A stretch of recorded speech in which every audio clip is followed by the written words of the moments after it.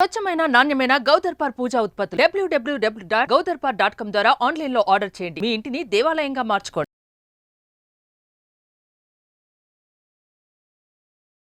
నమస్కారం, నేను మీ జాహ్నవి. మనతో ఉన్నారు ప్రముఖ జ్యోతిష్య వాస్తు పండితులు, అగ్ని ఉపాసకులు, భారతి శంకరపీఠ వ్యవస్థాపకులు బ్రహ్మశ్రీ అన్నవరపు తిరుపతి మూర్తి అవధాని గురువు గారు. అయితే 13వ తారీఖు అష్టమి మంగళవారం చాలా ప్రత్యేకమైన రోజు అని గురువు గారు క్రితం వీడియోలో డీటెయిల్గా వివరించారు కదా.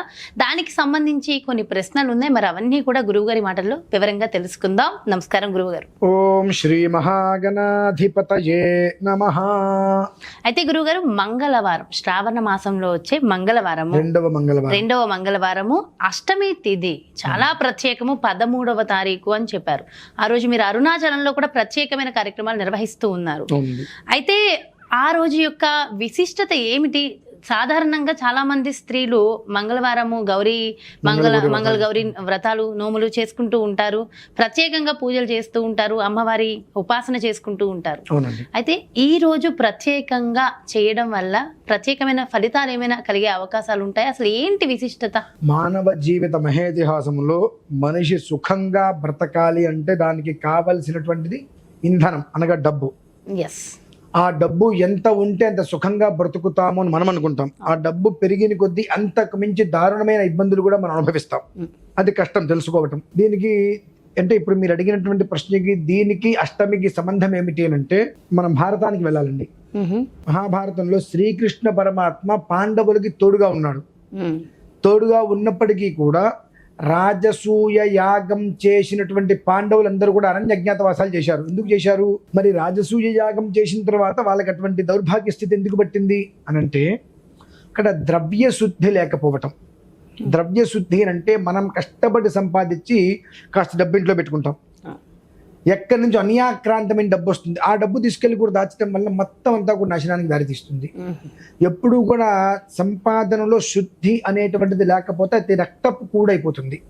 అటువంటిది ఆయన రాజసూయ యాగం చేస్తున్నప్పుడు కొంతమంది రాజులు ఇష్టపడి ధనాన్ని ఇచ్చారు, కొంతమంది ఏమంటారు అని భయపడి ఇచ్చారు, కొంతమందిని కొట్టి డబ్బు తీసుకొచ్చారు. ఇదంతా తీసుకెళ్లి ధనాగారంలో పోసేశారు. మొత్తం అక్కడ ఏమైంది? ద్రవ్య శుద్ధి లేని కూడైపోయింది అక్కడ.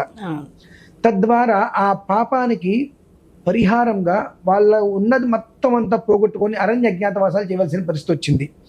ఆ అరణ్య అజ్ఞాతవాసాలు చేసేటువంటి పరిస్థితులలో అమ్మవారిని స్తుతించారు వాళ్ళు. మా అరణ్యవాసం అంటే మేము చేసేసాము, అజ్ఞాతవాసం అనేటువంటిది మేము బయటపడితే మళ్ళీ అరణ్య అజ్ఞాతవాసాలు చేయవలసి వస్తుంది, కాబట్టి మేము బయటపడకుండా అంటే మేము ఫలానా అనేటువంటి విధానం బయటికి తెలియకుండా మా విధానాన్ని మమ్మల్ని పూర్తిగా కూడా మా ధర్మాన్ని మేము రక్షించుకునే విధంగా మమ్మల్ని కాపాడుతలేని అమ్మవారిని స్తుతించారు. ఆ స్తుతించినటువంటి మూల విధానంలో అజ్ఞాతవాసన వాళ్ళు బయటపడలేదు. తర్వాత వాళ్ళ రాజ్యం వారికి చక్కగా వచ్చేసింది.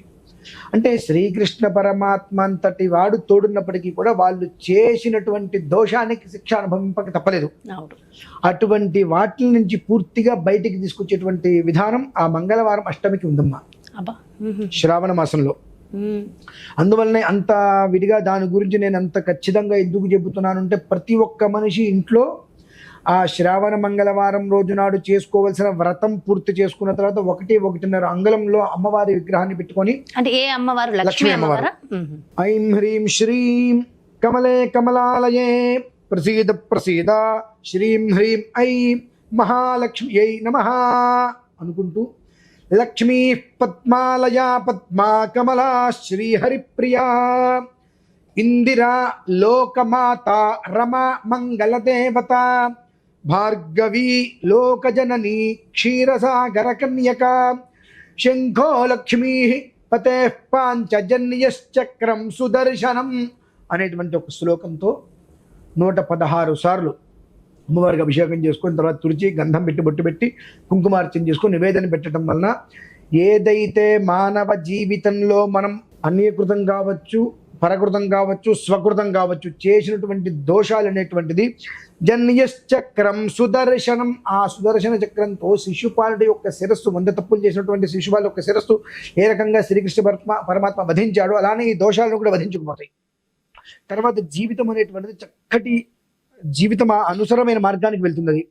ఆ కారణం అనేటువంటిది ఎప్పుడో ఒక అద్భుతమైన సమయం, ఆ యోగ కాలం వచ్చినప్పుడు మాత్రమే మనం చేసేటటువంటి 100 రకాల మనకు ఉపయోగిస్తుంది. అది దృష్టిలో ఉంచుకొని ఆ రోజు నాడు చేయటం వలన ఏదైతే కనుక అనర్థం అనేటువంటిది ఉంటుందో అందులో ఆ అనేటువంటిది తొలగిపోయి అర్థరహితంగా లేకుండా అర్థవంతంగా జీవితం అనేటువంటిది శుభ్రంగా వెళ్ళాలి అంటే దానికి ఆ రోజు నాడు చేయవలసిన విధానం ఏంటంటే ప్రతి ఇంట్లోనూ కూడా 2 నేను అరుణాచలంలో ఎందుకు చేస్తున్నా అంటే ప్రతి ఇంట్లోని కూడా ఏ సమయంలో విధి విధానం చేయాలో ఒక్కసారి చెప్పేసి.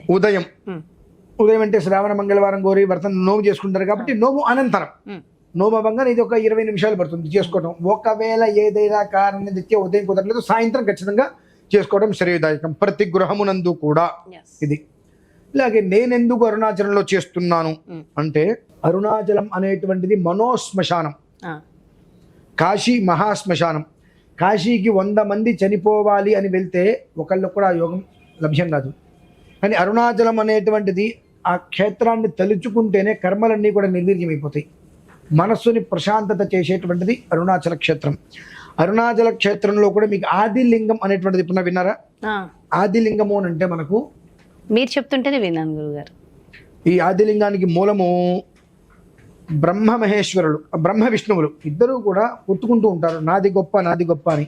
ఆ సమయంలో ఈశ్వరుడు సరే మీరిద్దరు ఎవరు గొప్ప అనేటువంటి విషయం నేనే తేలుస్తాను, నా ఆద్యంతాలు చూసిరండి అని చెప్పి లింగోద్భవ సమయంలో ఈశ్వరుడు విశ్వరూపం చూపిస్తాడు. బ్రహ్మ పైకి వెళ్తాడు, విష్ణుమూర్తి వరాహ రూపంలో కిందకి వెళ్తాడు. ఎక్కడైతే కనుక వరాహ రూపంలో కిందకి వెళ్ళినటువంటి ప్రదేశం ఉందో అరుణాచలంలో ఆ ప్రదేశంలో ఆదిలింగం అనేటువంటి ఆయన అంతలింగం అంటే పూర్తిగా ఆకాశలింగంగా ఎక్కడైతే కనుక వచ్చిందో ఆ లింగం అక్కడ పూర్తిగా కూడా వజ్రంతో కప్పబడి ఉంటుంది. వజ్రములతో కప్పబడి నిజమైన నిజంగా అండి అవి బయటికి రావు తొందరగా. నిజంగా ఆయనకి వజ్రంతో కవచం ఉంటుంది, వజ్ర కవచం అంటారు. ఆ శివలింగము ఆ వరాహస్వామి వారు శివలింగాన్ని వెతుక్కుంటూ ఎక్కడైతే భూమిలోకి వెళ్ళిపోయారో అక్కడ వచ్చినటువంటి లక్ష్మీ కుబేర వెంకటేశ్వర స్వామి దేవాలయం ఆ ప్రాంగణంలో నేను చేస్తున్నానమ్మా. ఎందువలనంటే ఈశ్వరుడి యొక్క అనుగ్రహంతో ఆ లజకారకుడు కదా, రాబోయేటువంటి అన్ని రకాల ఇబ్బందులను చెక్కుపెట్టేయాలి.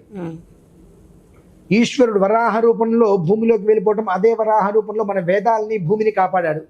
ఆ రకంగా ఏ రకంగా అయితే కాపాడబడ్డాడో ఆ రకంగా కుటుంబం కాపాడబడాలి. లక్ష్మీ కుబేర వెంకటేశ్వర స్వామి వారు, ఆ వెంకటేశ్వర స్వామి వారి యొక్క అనుగ్రహం వలన ఎప్పుడూ కూడా ప్రసన్నతాముఖంగా ఉండాలి. ఈ మూడిట్లని విషయాన్ని దృష్టిలో ఉంచుకొని అరుణాచల క్షేత్రంలో 13వ తారీఖు ఉదయం మొత్తం అందులో ఎంతమంది వస్తున్నారంటే అమ్మా మనకు 64 రకాల ఆవాహనలు ఉంటాయి. షోడశోపచారాలు మనకు తెలుసు, కానీ చతుష్షష్ఠి ఉపచారాలు 64 రకాల ఉపచారాలు. అలానే 64 రకాల యోగిని దేవతలు ఉంటారు, వాళ్ళని ఆవాహన చేస్తున్నాం. అష్టాదశ శక్తి పీఠాది దేవతలను ఆవాహన చేస్తున్నాం, నవదుర్గలను ఆవాహన చేస్తున్నాం, సప్త మాతృకల్ని, అష్టలక్ష్ములని, దశమహావిద్యాధి దేవతల్ని, ఇలా మొత్తం కూడా 116 మంది దేవతల్ని ఆవాహన చేసి భద్రమండలం వేసి ఆ భద్రమండలో కలశ స్థాపన అమ్మవారి విగ్రహ స్థాపన చేసి శ్రీచక్రంలో అమ్మవారిని ఆవాహన చేసి అక్కడ మనకు సుమారుగా తక్కువగా 5 నుంచి 8 గంటలు పడుతుందమ్మా కూర్చుంటే లేవటానికి. ఆ అమ్మవారు వచ్చి అక్కడ కూర్చుందా, మనం ఎక్కడికో దర్శనానికి వెళ్తూ ఉంటాం, కానీ అక్కడ ఎవరైతే కనుక లైవ్లో చూసినా ప్రత్యక్షంగా చూసినా మనందరినీ అమ్మవారు వచ్చి కూర్చొని చూస్తుంది. అంత విశేషమైనటువంటి పుణ్య సమయం, పర్వదినం. ఆ రోజు నాడు ప్రతి ఒక్క మనిషి తన జీవితంలో మంచి స్థితికి వెళ్ళాలి అనుకొని ఎన్నో రకాలైనటువంటి ఆలోచనలు చేస్తూ తపన పడుతూ యాతన పడుతూ ప్రయత్నాలు చేస్తూ ఆ ప్రయత్నాలు ఫలించక కింద మీద పడుతుండేటువంటి ప్రతి ఒక్క వ్యక్తికి కూడా సుసంపన్నమైన జీవితం కావాలన్న ఉద్దేశంతో ఇది ఆ రోజు నేను చేయడం జరిగిందమ్మా. ఇది 2 విధానాలు వస్తుంది. ఒకటి మనకు అష్టమి రోజు నాడు, 2 అమావాస్య రోజు నాడు. ఈ 2 రోజులు కూడా చాలా విశేషం. ఈ 2 రోజులు చేసేటువంటి వాళ్ళ జీవితం వెనక్కి తిరిగి చూసుకోవాల్సిన అవసరం లేకుండా అద్భుతమైన యోగానికి ఇస్తుందమ్మా. కుదిరితే 2 రోజులు చేయొచ్చు, లేదా ఏదో ఒక రోజైనా మనం 2 రోజులు చేసి తీరవలసిందే. పూర్వ భాగం ఉత్తర భాగం. ఒకవేళ ఈ ఇన్ఫర్మేషన్ ఎవరికైనా లేట్ గా వెళ్ళిన వాళ్ళు మరి ఓన్లీ అమావాస్యకే మేము చేసుకోగలం అంటే ఇప్పుడు అవకాశం లేదు, అమావాస్య నాడు రావచ్చు. అంటే అమావాస్య రోజు నాడు చేసేటువంటిది దీనికి మించి 1000 రెట్లు ఎక్కువ ఉంటుందమ్మా. ఇక్కడ మనం చేసేటువంటిది 116 మంది దేవత ఆరాధన, అక్కడ 116 మంది దేవతారాధన ఇక్కడ చేస్తున్నాము. ఆ 116 మంది దేవతారాధనలకు గాను ప్రత్యేకంగా ఏ దేవతకి ఆ దేవతకి హోమం చేస్తున్నాము. అది కూడా ఒక సుప్రసిద్ధమైన క్షేత్రంలో. అది కూడా నాకు తెలిసి ఈశ్వరు అనుగ్రహం ఉంటే ఆ రోజు నాడు మనకు సోమవారం అయింది, సోమవతి అమావాస్య, సోమనాథ క్షేత్రంలో. సోమనాథ క్షేత్రం, సౌరాష్ట్రం. అక్కడ ఓకే. ఈశ్వర అనుగ్రహం సో లభ్యమైంది. నిజంగా అదృష్టం అది చూసిన వాళ్ళకి, చేసుకునే అంటే మీకు మీ ద్వారా చూసి చేసుకోగలిగిన మాలాంటి వాళ్ళకి ఇది నిజంగా అదృష్టం, యోగప్రదం గురువు గారు. అండ్ అసలు అరుణాచలంలో ఎలా నిర్వహిస్తున్నారు ఆ డీటెయిల్డ్ ఇన్ఫర్మేషన్ ఇంకా డీటెయిల్డ్గా నాకు మరొక వీడియోలో కూడా ఆ రోజు ఏమేమి చేస్తున్నారు ఏంటి మరొక వీడియోలో కూడా వివరంగా ఇవ్వండి. అండ్ ఎంతో చక్కటి విషయ పరిజ్ఞానాన్ని ఇస్తూ చక్కటి పరిహారాలు, జీవితం ఉన్నత స్థితికి వెళ్ళడం కోసం మంచి మంచి పరిహారాలు చెప్పారు గురుగారు. Thank you so much. నమస్కారం. చూసారు కదండి, మరి అష్టలక్ష్ములు మనకి సిద్ధించాలి, మన జీవితం ఎటో వెళ్ళిపోతుంది, ఎప్పుడు చూసినా ఈ కష్టాలేనా, ఈ జీవితం ఇంతేనా ఏంటి, మన జీవితం మారాలనుకునే ప్రతి ఒక్కళ్ళకి 13వ తారీఖు మంగళవారము అష్టమి తిథి చాలా అద్భుతమైన యోగమట. సో ఖచ్చితంగా మరి గురువుగారు చెప్పిన విధి విధానాల ప్రకారం మన ఇళ్లల్లో కుదిరిన వారు ఇళ్లలో చేసుకోవచ్చు, లేదు అరుణాచలం వెళ్ళి ఈ విధి విధానాల ప్రకారం చేసుకుంటాను అనుకునే వాళ్ళు కూడా ఖచ్చితంగా వివరాల కోసం క్రింద డిస్ప్లే అవుతున్నటువంటి నెంబర్స్కి కాల్ చేయండి, వివరాలు కనుక్కోండి. నమస్కారం. సుమన్ టీవీలో మీ పర్సనల్ అండ్ బిజినెస్ ప్రమోషన్స్ కోసం కింది నెంబర్కి కాంటాక్ట్ చేయండి.